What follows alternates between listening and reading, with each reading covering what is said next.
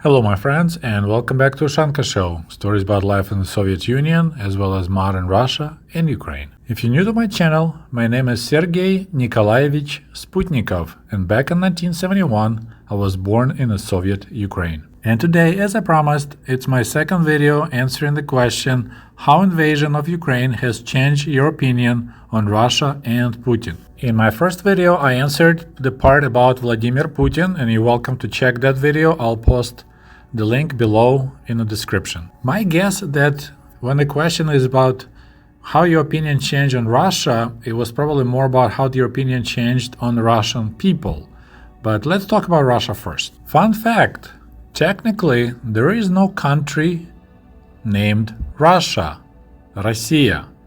Just like there is no country named America, we have United States of America and we have Russian Federation, Российская Федерация. Even during glorious Soviet days, Russian Republic was called Russian Soviet Federal Socialist Republic. Meanwhile, Ukraine was Ukrainian Soviet Socialist Republic. Oh, Russia, Russia, Russia. As I mentioned many times before, Russia is huge.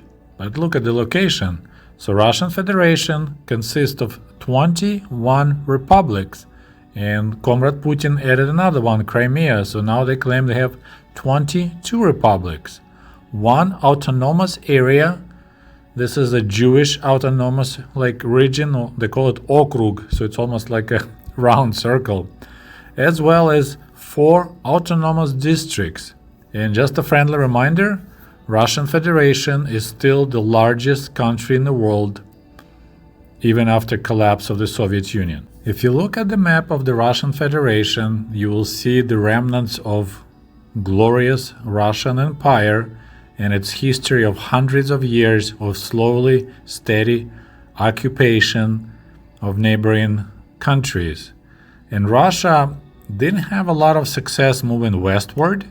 So, they had Poland for a while, they had Finland for a while, but then they lost it, while they were moving steadily eastward for many, many years, and it still remains as a part of Russia. And of course, in the Soviet school, during the history lessons, we didn't use the word occupation, оккупация, we used the word development, развитие, other territory. I don't think I'll be extremely wrong if I state that Russian Federation is the last remaining old-fashioned empire that looks like this quilt made of totally mismatched pieces that have nothing to do with it besides occupation done by Russia in the last several hundred years. Do you know that Russian Federation consists of 190 nationalities and actual Russians?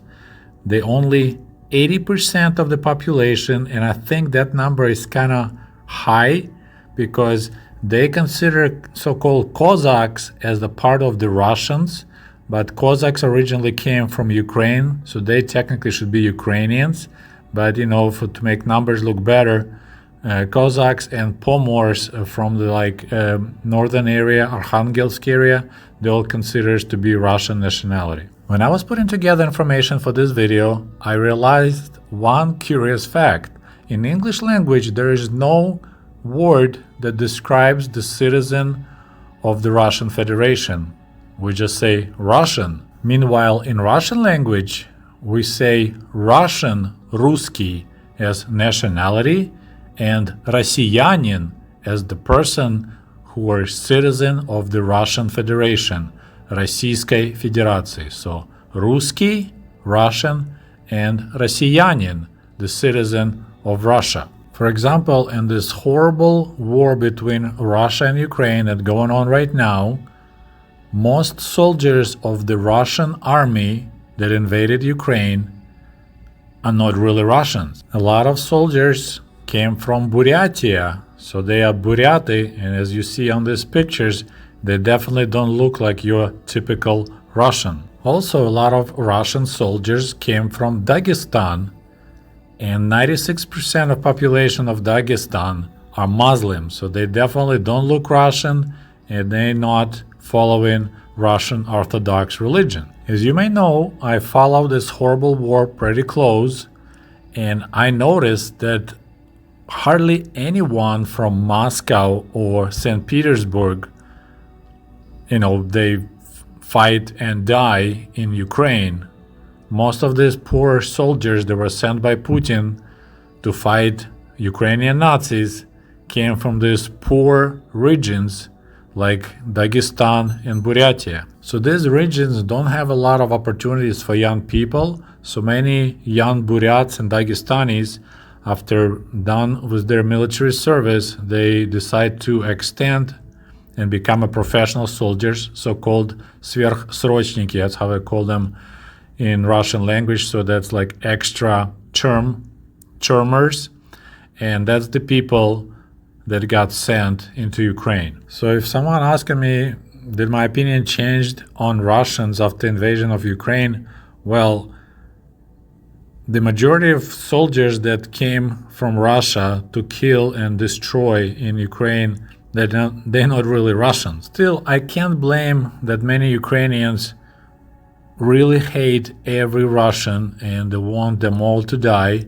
It just in this situation, it's really hard to remain calm and neutral and understand that what Putin wants, it's not what every Russian wants. And of course, it's easy for me to say, sitting here in Michigan, you probably could be quite different. And I lived in Kyiv or even somewhere else close to the front line. And I absolutely don't believe Russian propaganda when they claim that 80% of Russian citizens support Putin and his war.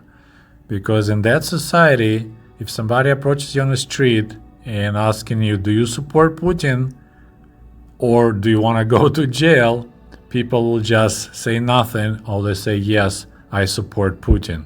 So I wouldn't trust even a bit those polls. And of course, there's no reason to deny that a large percentage of Russian population fell the victim of state propaganda. I mean, for like over 20 years, Russian TV, Russian radio, Russian newspapers, all the mass media was promoting Putin as a great leader and was demonizing Ukraine and Ukrainians like these evil Nazi people and also evil, stupid people. So if your brain is being treated for so long with this crap, there's no doubt that quite a few people totally fell for it. And here's the example, and I know some people might get mad at me, but picture if Donald Trump got reelected and then managed to change constitution and remained in power for 20 years, and meanwhile he managed to shut down all the TV station except Fox News, and for 20 some years Fox News will be singing anthems to the great leader of the United States who made America great again. For 20 years, there is no doubt that a lot of Americans will be believing what's coming out with the only TV channel. Now, this is what precisely happened in Russia. For the last 20 some years, Russian propaganda was working hard to convince the Russian population that Russia and Putin is the one.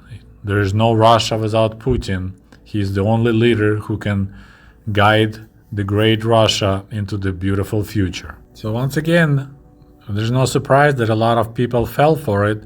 I mean, Goebbels back in the 30s and 40s claimed that if you repeat the lie a lot of times, it eventually will become the truth for the people who listen to that. So I can't really blame the Russians for swallowing this up, because back in the Soviet days, I was exactly the same way, watching Soviet television, reading Soviet newspapers, and believing that we're the best country in the world and we have the greatest leader in the world, Leonid Brezhnev. So I was been there, done that, just didn't get a t-shirt. And this is why I still go on the pro-Russian YouTube channels and Telegram channels, and I try to engage the Russians, but it's extremely challenging. It's almost like this movie, The Legend.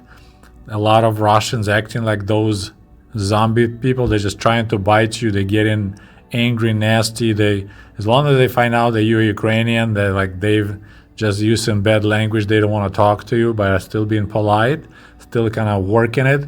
because there is a hope, a little bit, but still hope. But it's truly horrifying when you read these excited replies to the Putin's comment that world without Russia as it is has no value to him, and he will be more than happy to use nuclear weapons to take care of the West if they continue supporting Ukraine. And a lot of people like, yes, let's just, there's so many missiles should go to sink the Britain. There's so missiles should go, to hit New York City. It's like, oh my God, those people are nuts. And here's another fine example of how stupid some of the Russian propaganda. So for a while I was wondering, they were on TV talking about those stupid Ukrainians announced that they dug the Black Sea by hand, and all that soil from digging the Black Sea, that's what created Caucasian mountains.